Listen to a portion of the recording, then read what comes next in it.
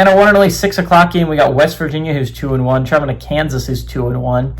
Kansas favored by 12.5 points on FS1. Nico Marchiol has gone 51-71, thrown for 594 yards, 2 touchdowns, 1 interception. Ty Edwards has had 25 carries for 141 yards and 3 touchdowns. And Cam Vaughn has had 12 catches for 204 yards and a touchdown. Jalen Daniels gone 54-75 for the Jayhawks, run for 679 yards, 9 touchdowns, 2 interceptions. Daniel Hishaw Jr. Has had 33 carries for 169 yards and a touchdown. And Emmanuel Henderson Jr. has had 12 catches for 183 yards and 2 touchdowns. West Virginia is actually 11-2 all-time against Kansas. Last game did go to West Virginia in 2024. West Virginia is 4-1 when traveling to Kansas, and they're 3-0 in one-possession football games. Lance Leipold, though, is 1-1 during his time at Kansas against West Virginia. West Virginia might have saved their season last week. It looked like they were going to lose against Pitt. It looked like that for the longest time. They went up early, and then they let the lead slip away. They let Pitt take, I think, a 2-possession lead in the fourth quarter, and it looked like West Virginia was going to lose again in the Pitt rivalry. But then West Virginia stormed back. They scored the game-winning touchdown in overtime, and West Virginia had a game that might have saved their season, at least for a little bit longer. If you were sitting at 1-2 heading into Big 12 play, I think you would have been you're expecting a lot out of your West Virginia football team if you think you could possibly make a run to go to the college football playoffs. Getting that win over Pitt was massive for the Mountaineers.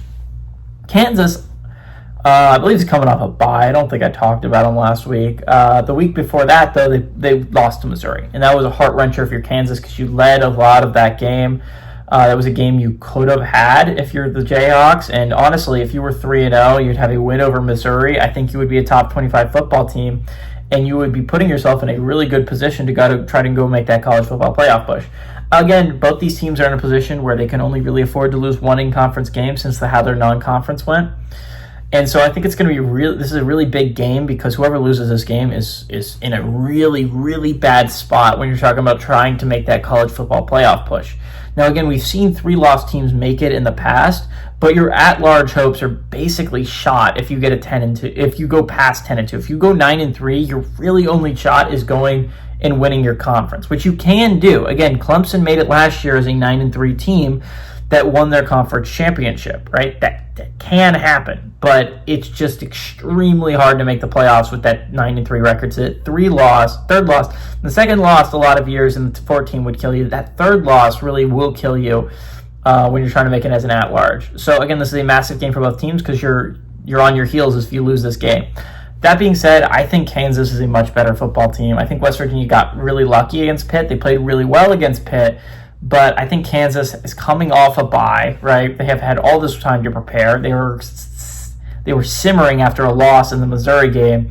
Jalen Daniels is one of the most explosive athletes in college football when you're talking about the quarterback position. I think the Jayhawks are going to have a pretty solid year.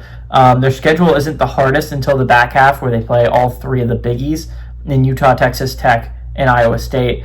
So I think it's going to be a really big game for the Jayhawks. I think they are going to win, though, and I think they are going to cover.